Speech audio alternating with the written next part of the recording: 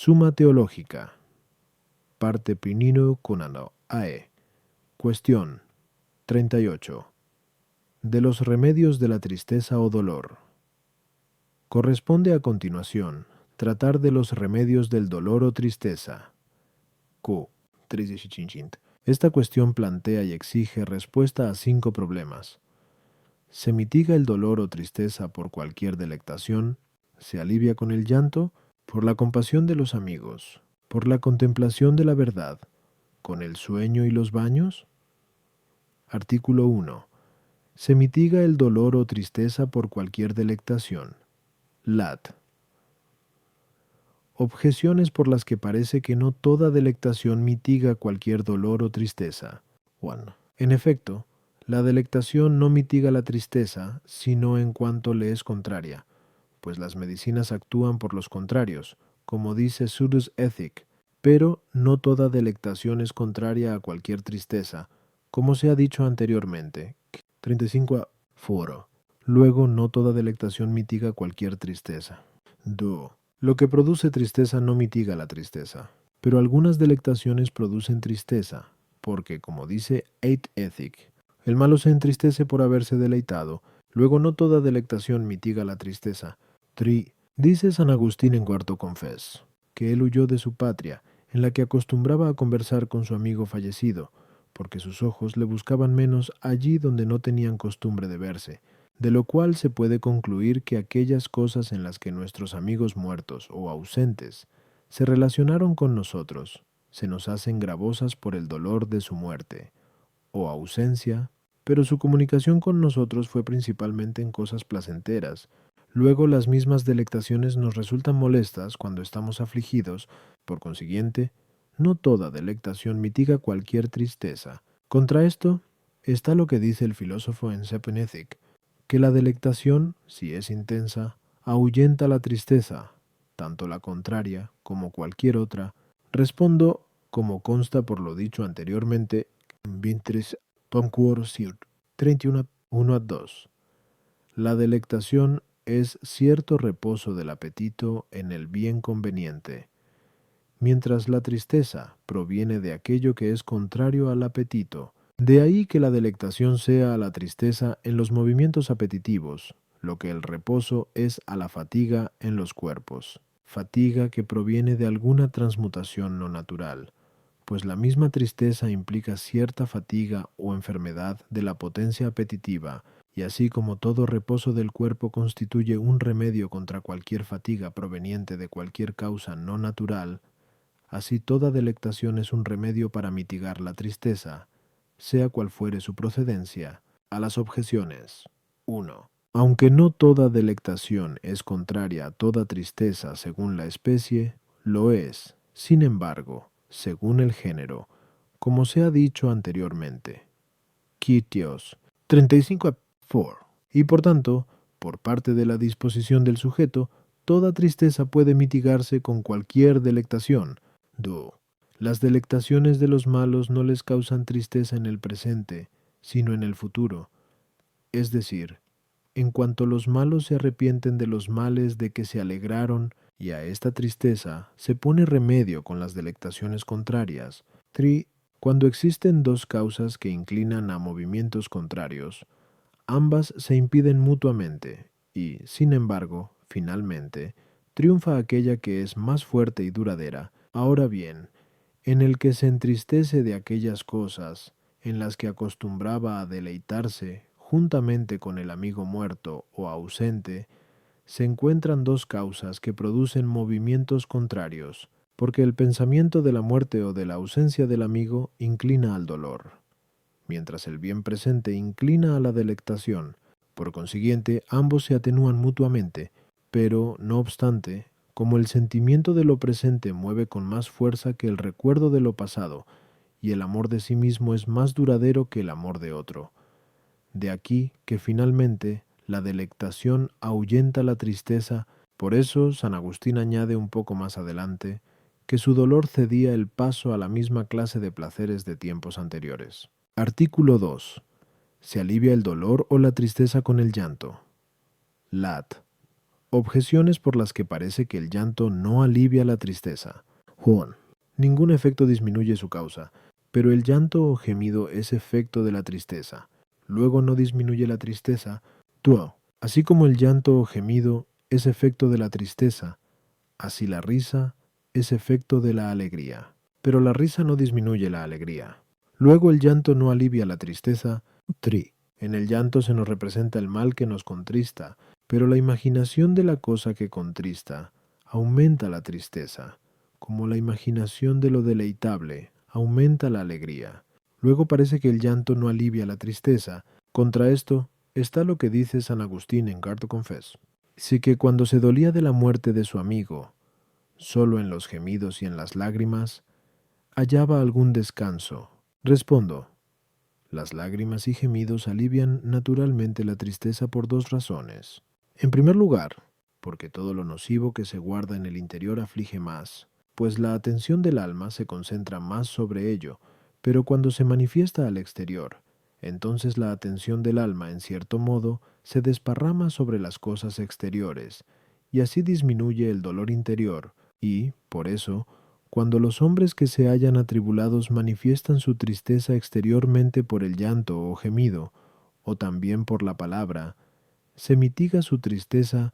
En segundo lugar, porque la operación que conviene al hombre según la disposición en que se encuentra, le es siempre deleitable. Ahora bien, el llanto y los gemidos son operaciones que convienen al hombre entristecido o con dolor, y por tanto se le hacen deleitables. Así, pues, puesto que toda delectación alivia de alguna manera la tristeza o dolor, como se ha dicho a Namo 1, se sigue que la tristeza se alivia por el llanto y los gemidos.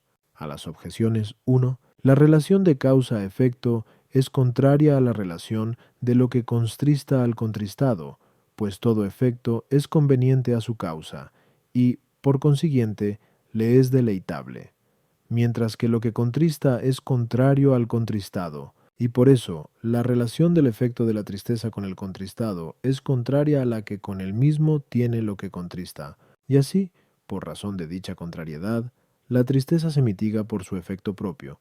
Tú. La relación de efecto a causa es semejante a la relación de lo deleitable al que se deleita, porque en uno y otro caso hay conveniencia. Ahora bien, todo lo semejante produce aumento en su semejante, y por eso la risa y otros efectos de la alegría aumentan la alegría, a menos que accidentalmente haya un exceso.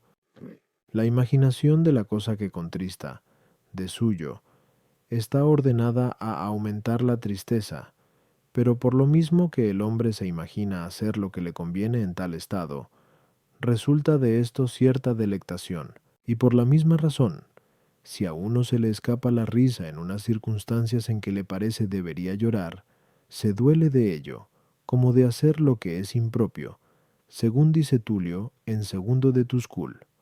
Quaestionibus, artículo 3. ¿Se mitigan el dolor y la tristeza por la compasión de los amigos? Lat. Objeciones por las que parece que el dolor del amigo que se compadece no mitiga la tristeza. Juan. Los efectos de los contrarios son contrarios. Pero como dice San Agustín en Bulla Confes, cuando el gozo es de muchos, en cada uno de ellos es el gozo más abundante, porque se enfervorizan y se inflaman unos a otros.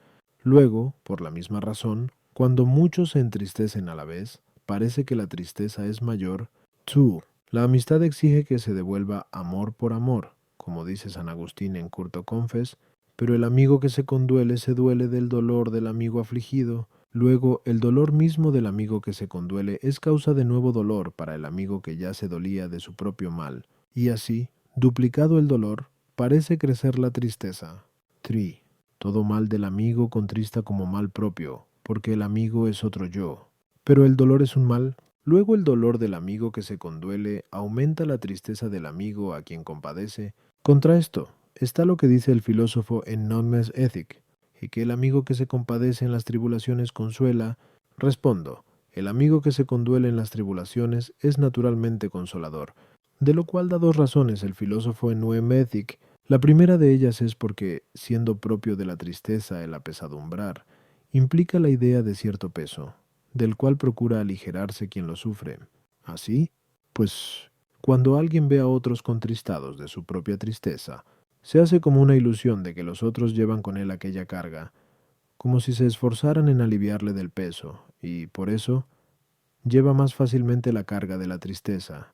Como también ocurre en la transportación de las cargas corporales, la segunda y mejor razón es que, por el hecho de que sus amigos se contristan con él, entiende que le aman, lo cual es deleitable, como se ha dicho anteriormente, que 32 a Pims. Luego, mitigando toda delectación la tristeza, según se ha indicado antes, a 1. Se sigue que el amigo que se conduele mitiga la tristeza. A las objeciones 1, la amistad se manifiesta en uno y otro caso, esto es, alegrándose con el que se alegra y condoliéndose con el afligido, y por consiguiente ambas cosas se hacen deleitables por razón de la causa. 2. Aún más, la contemplación de la del amigo de suyo contristaría, pero la consideración de su causa, que es el amor, más bien deleita. 3. La respuesta es evidente por lo dicho. Artículo 4. ¿Se mitigan el dolor y la tristeza por la contemplación de la verdad? Lat. Objeciones por las que parece que la contemplación de la verdad no mitiga el dolor. 1. En efecto, dice Eclo 1.18, quien aumenta el saber, aumenta también el dolor, pero el saber pertenece a la contemplación de la verdad. Luego la contemplación de la verdad no mitiga el dolor. 2. La contemplación de la verdad pertenece al entendimiento especulativo, pero el entendimiento especulativo no mueve, como dice Tero de Ánima, siendo pues el gozo y el dolor movimientos del alma. Parece que la contemplación de la verdad no contribuye nada a la mitigación del dolor. 3. El remedio de la enfermedad debe aplicarse donde está la enfermedad, pero la contemplación de la verdad está en el entendimiento, luego no mitiga el dolor corporal, que se halla en el sentido. Contra esto está lo que dice San Agustín en Soliloq: parecíame que si aquel resplandor de la verdad se descubriese a nuestras mentes, o que yo no habría de sentir aquel dolor, o que ciertamente lo habría tenido por nada, respondo, como se ha indicado anteriormente, que 3 a 3. La mayor delectación consiste en la contemplación de la verdad. Ahora bien, toda delectación mitiga el dolor, según se ha dicho antes. Ana 1. Por consiguiente, la contemplación de la verdad mitiga la tristeza o el dolor, y tanto más cuanto más perfectamente es uno amante de la sabiduría, y por eso los hombres se alegran en medio de las tribulaciones por la contemplación de las cosas divinas y de la futura bienaventuranza, según aquello de Sant 1.2.